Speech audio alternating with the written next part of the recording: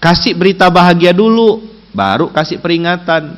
Ini 3 tahap ini tidak boleh dilanggar abang kakak. Jangan tiba-tiba masuk, baru join, baru kenal, langsung neraka jahanam. Siapa nak dengarkan ceramahnya?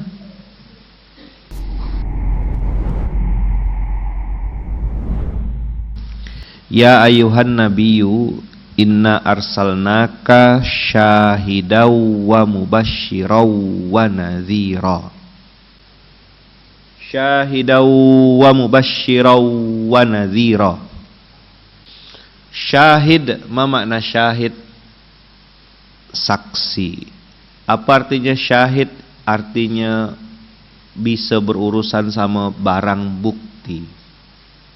Kalau di pondok ini barang bukti itu foto, video, rekaman suara, atau mungkin kalau sekarang bisa jadi barang bukti itu rekaman CCTV.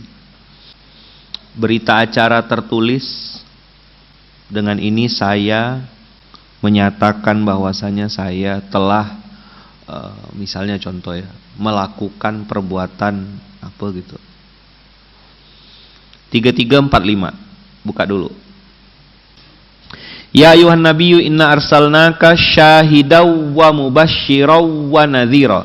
Ada 3 flow, 3 urutan yang harus dikuasai kalau kita mau mengikut dakwahnya para nabi. 1. Syahidan, saksi. Saksi itu berarti ada di lokasi, ada di lapangan, atau bahasa kita zaman sekarang, turun ndak ke lapangan. Dr. Sandi bikin giat, gerakan infak alat tulis. Itu kenapa ada ide bikin itu? Karena ketemu sama pondok-pondok yang buku tulisnya jelek-jelek, ndak punya alat tulis, beli pensil, beli pulpen ndak punya. Berpikir, oh aku mau bikin giat, gerakan infak alat tulis. Alhamdulillah berjalan. Seri berapa sudah? Seri ke-28. Jadi 28 bulan dan alhamdulillah menghasilkan 4 L. Lu lagi. Itulah hasil dari 28 bulan. Dia gak yang ngumpulkan, dia gak yang antar, dia gak yang survei, dia juga nanti yang akhirnya bikin laporan. Di laporan muka dia lagi. Apa hasilnya dari 28 bulan itu? 4L, bukan 4M, 4L. Lu lagi. Syahidan ini instruksi pertama. Jadi kalau abang kakak turun ke lapangan mau bikin program atau mau bikin sesuatu, ndak bisa dengar katanya, kayaknya, ndak bisa. Hadir kita ke lokasi itu, datang kita ke lokasi, ngelihat langsung, kita bisa jadi tahu. Jadi kalau ada orang tuh ngade-ngade, bikin-bikin laporan palsu, lebih-lebihkan, ngelebay-ngelebaikan, kita bisa bilang iya, oh iya. Tapi kita udah punya data, orang ini bohong. Misal saya bilang, Sabto, tolong belikan saya nasi goreng Sabto. Saya kasih Sabto duit 20.000. Tahu-tahu balik ke saya 2.000. Apakah saya benar-benar pengen beli nasi goreng? Enggak. Saya cuma mau tahu ya, Sabto nih jujur enggak. Saya tahu harga nasi goreng itu enggak sampai 20.000. Jadi begitu Sabto balikkan saya duit 2.000, saya tahu dia mark up harga nasi goreng itu dari 14.000 jadi 18.000, diambil 4.000-nya. Saya enggak pengen makan nasi goreng. Saya cuma mau tahu Sabto tuh benar atau enggak. Syahidan. Jadi kalau ada yang mulai program-program dakwah, program-program kebaikan, cerita sama saya, Ayaman, kami itu begini. Langsung saya bisa tembak. Pasti masalahnya di sini kan? Nih, masalahnya di sini. Masalahnya di sini. Titik panasnya di sini. Memang umur saya baru 40 tahun, tapi dengan izin Allah, flow ini saya alami dan saya rasakan berulang-ulang. Waktu memulai gerakan infak beras, dari mulai sedekah akbar, turun jadi GIB, habis GIB terus kita maintain, jadi lasnas, Lasnas baru mulai ngempenkan zakat, baru mulai gerakkan wakaf sesuai dengan koridornya masing-masing. Insya Allah saya ngerti flow-nya. Nah, sekarang waktunya kaderisasi, zakwan, zakat dan wakaf di munzalan. Ya kan, kepala zakatnya kan zakwan, huruf Z, uruswan. Kenapa zakwan yang ditugaskan? Supaya zakwan bisa jadi wasilah orang-orang untuk balik ke Allah lewat jalur taat. Awal Ustadz Muhammad Awal, saya kasih tugas di Indonesia Mustahil Lapar mengawal guru ngaji kampung. Karena dia profesinya itu kan. Bertahun-tahun dia jadi marbot masjid dulu di Masjid Darul Falah. Awal tuh marbot masjid. Jadi secara psikologis tahu dia rasanya. Saya tinggal ngomong sama Wal, begini. Oh ya paham bang. Kawan-kawan IMM di awal sama Bunda brainstorming di awal, turun kita, baca polanya. Oh begini polanya. Udah dapat, delegasikan. Cara distribusikan zakat. Kenapa muncul MPC? Mustahik Productive Center. Kenapa keluar ide itu? Karena kita lihat banyak orang yang trauma bayar zakat. Banyak orang yang mendistribusikan zakatnya sendirian. Banyak orang yang akhirnya ngitung seorang, bagi-bagi seorang, bingung seorang, leteh seorang, ujung-ujungnya tidak bayar zakat lagi. 10 tahun tuh kita riset MPC nih. Gimana sih caranya? Oh ternyata kesalahannya bukan salah syariat zakatnya, tapi pola distribusinya.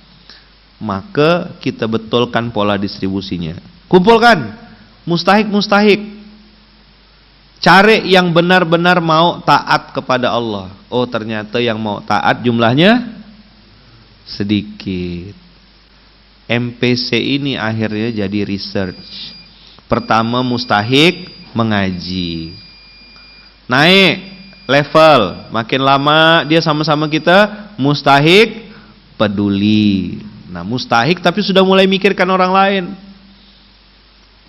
Naikkan lagi, ada mustahik mandiri, bisa bikin mana anak kita tuh saya minta kotak tisu kan kemarin display di atas meja saya yang buatan mustahik.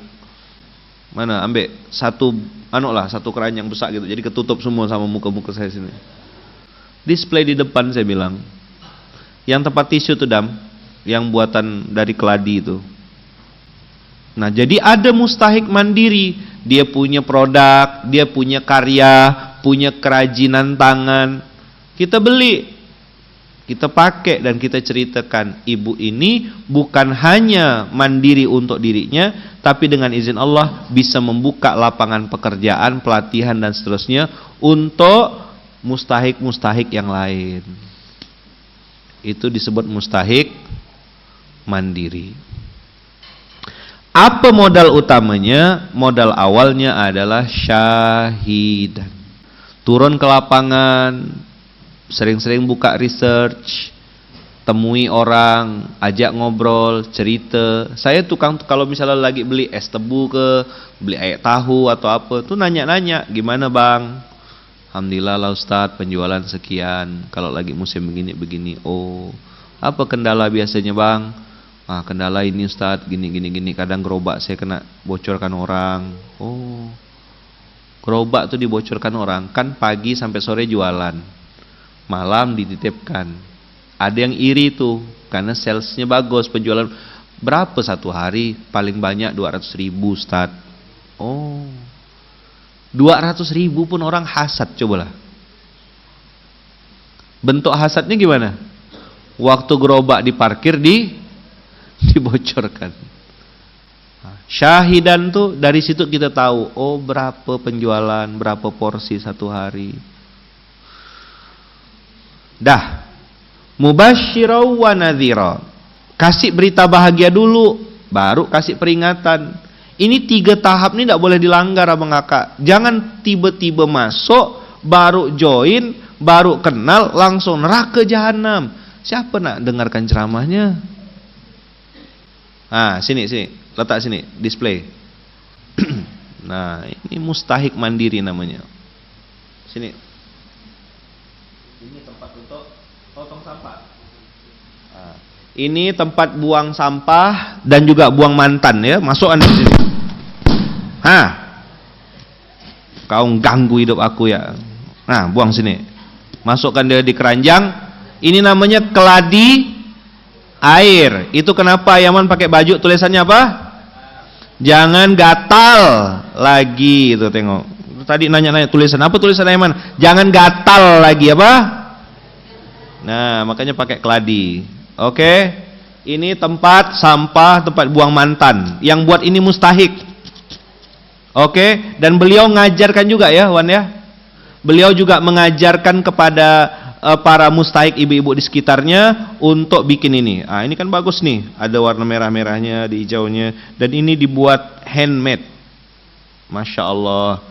Saya mendingan suruh ceramah 2 jam lah daripada suruh ngerjakan ini. Asli. Ribet sekali nih. Tuh, sedetail-detail itu. Nganyam-nganyam ke dalam. Oh, arigatou gozaimasu. Makasih banyak. Daripada suruh nganyam ini, saya mendingan bagus saya man. Wah, ini insya Allah siap kirim ke seluruh Indonesia ya. Bisa tidak dikirim ke seluruh Indonesia? Bisa. Insya Allah Bang Aka hubungi segera.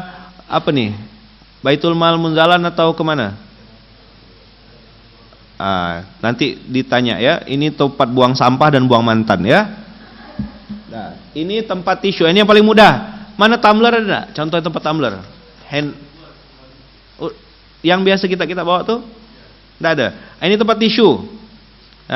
Cantik kan? Tuh, bagus. Ayo. Ini juga mengurangi limbah dan ini alami ya Bang Kakak. Ya, alami. Agak lama mikir ya. Siap ya? Dah, bagus sekali ya Man. Oke, jadi nanti semuanya pakai tempat tisu ini di rumahnya. Jadi beli sama mustahik. Mustahiknya bahagia, yang beli pun bahagia, bisa jadi hadiah. Nanti lebaran kayak gini ya. Bisa tempat ini. Dah. Oke, mantap. Udah foto? Dah, letakkan depan sini. Nanti lama-lama penuh meja ya Man nih. Sip. Mustahiknya bahagia. Jadi ibu-ibu mustahik tuh merasa dihargai, dia oh iya apa yang saya kerjakan dibeli. Ini harganya 1 miliar, ini 2 miliar ya. Jangan murah-murah kita jual. Jadi kalau Zakwan jualan Wan, jual ini tuh langsung bisa pergi haji balik hari gitu lah. Dah. Oke. Kan tak habis kan? Ini belum baru 1 ayat. Syahidan apa? Ada potensi di lapangan. Oh, ternyata ada akar keladi. Ada lagi yang bikin kerajinan pakai enceng gondok. Kemudian apa? Ini hadirnya dari mana, Abang Kakak? Turun ke lapangan. Syahidan. Jadi ibu-ibu mustahik itu tidak semuanya minta duit. Dia perlu dikasih kesempatan. Jadi para zaki, orang yang memberi zakat, itu tahu uang zakatnya jadi kebaikan yang lebih besar. Ibu bayar zakat atau abang kakak bayar zakat di Masjid Kapal Munzalan, outputnya bukan cuma jadi sembako. Mohon maaf. Nggak cuma jadi tit gitu. Mau ngomong tai itu kan nggak boleh ya. Dia jadi produk, jadi karya, jadi kebaikan yang lebih besar. Bahkan beliau siapa namanya? Ibu kakak yang ngajar nih, Kak Cici. Beliau itu kan mustahik ya. Tapi beliau ini juga mau mengajarkan mustahik-mustahik yang lain. Nah tuh kata Komuas, kalau mau jualan live nanti belajar sama Tante Sylvia. Wah mantap. Kita nanti belajar cara jualan online. Oke guys. Cak Anton boleh dijual Cak Anton? Maksudnya tong sampahnya, bukan Cak Antonnya yang dijual, bukan. Barang ini Cak Anton.